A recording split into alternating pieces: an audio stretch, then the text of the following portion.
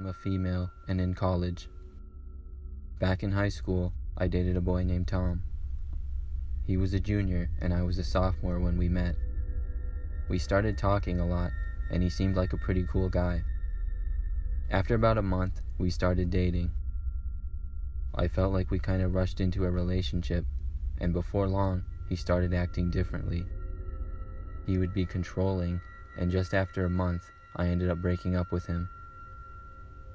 He was pretty upset, and I felt bad, but it was at the end of the school year, so when summertime came, I didn't have to see him for a while. The next school year, he was a senior and I was a junior. I tried my best to avoid him. We didn't cross paths much, and for a while we had no communication at all, but about halfway through the year, he started talking to me in the halls a little. He was nice at first, but after a while he started to get weird, and then he asked me out once again. I said no. That made him upset, and after that he didn't talk to me for a long time. That is, until the end of the school year, shortly before he would be graduating, he started texting me again. He would say things like he wanted me back, and I never should have broke up with him. I ended up blocking his number, as well as blocking him across all social media platforms, and went on with my life. A couple of times throughout the next year, some of my friends would tell me that Tom asked about me and how I was doing and if I had a boyfriend, things like that. This was pretty annoying to me, as it had been over a year since our breakup, and I was hoping he would be over it by now. I didn't hear anything of him for a while. Then, during the summer after I graduated high school, I was outside one day when I noticed a car drive very slowly down our street. It came to a stop in front of my house. I looked, and I recognized the driver as Tom. I immediately went inside and hoped he would get the hint that I did not want to talk to him. He sat there for about a minute and then drove away. I was glad to see him leave, but it made me pretty uncomfortable knowing that he drove all the way to my house for some reason. That night, as I was in my room at about midnight, I got a call from an unknown number. I didn't answer, but they kept calling again and again. Finally, I answered it. I heard a voice on the line telling me that they needed to talk to me. I immediately recognized the voice as Tom's. I hung up the phone and blocked the number. Not even a minute later, I heard a banging on my window.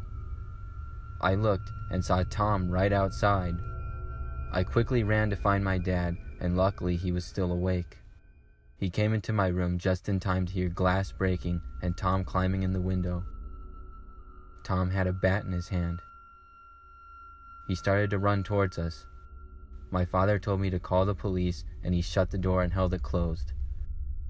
Tom remained in my room and then ran back for the window to leave. When the police arrived, Tom was gone, but we knew exactly who he was, and the police did not take long to track him down. I got a restraining order against him, and I hope that he never bothers me again.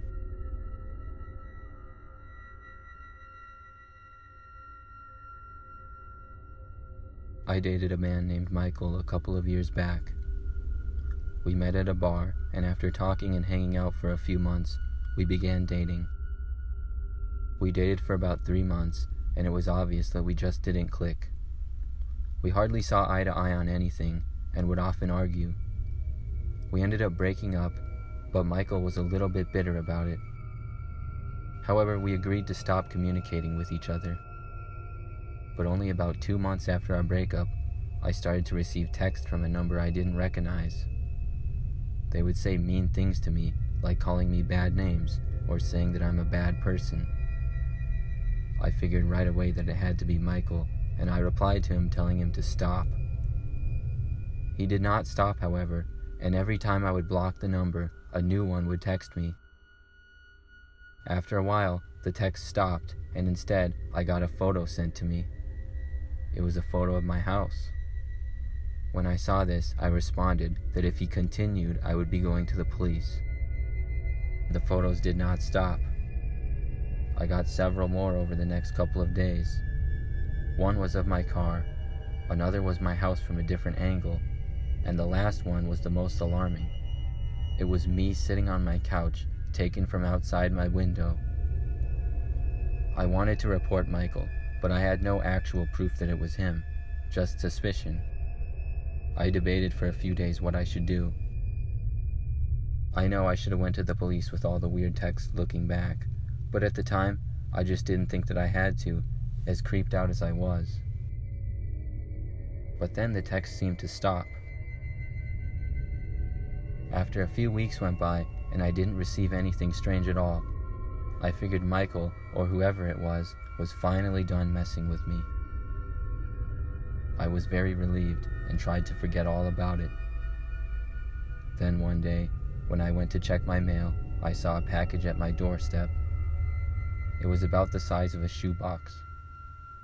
It was brown and had nothing on it except for my name written in large, creepy-looking font. I instantly got the creeps. I took the package and went inside. I didn't know if I should open it or not, but my curiosity got the better of me. I opened the package and looked inside.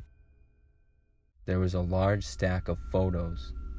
When I looked at them, I saw that they were all of me. Some were my school pictures from when I was a child, and others were pictures of me from the internet, such as my Facebook and Instagram photos. But the most creepy ones of all were the ones of me walking down the street or in the grocery store. This was too much for me. I immediately took the box and walked outside to get in my car and drive to the police. I drove all the way there, feeling paranoid, looking over my shoulder the whole time. After I got there, I felt much safer. The police ended up questioning Michael, and he admitted that he was the one sending the photos and stalking me.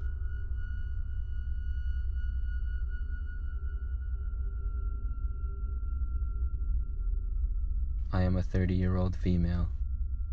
This story occurred just a few months ago. However, it all started about 7 years back when I met a man named Dave and started dating him. At the time, I was fresh out of college and new to my job. After dating Dave for several months, he ended up moving in with me. Dave was tall, had dark brown hair, and usually had a slight beard.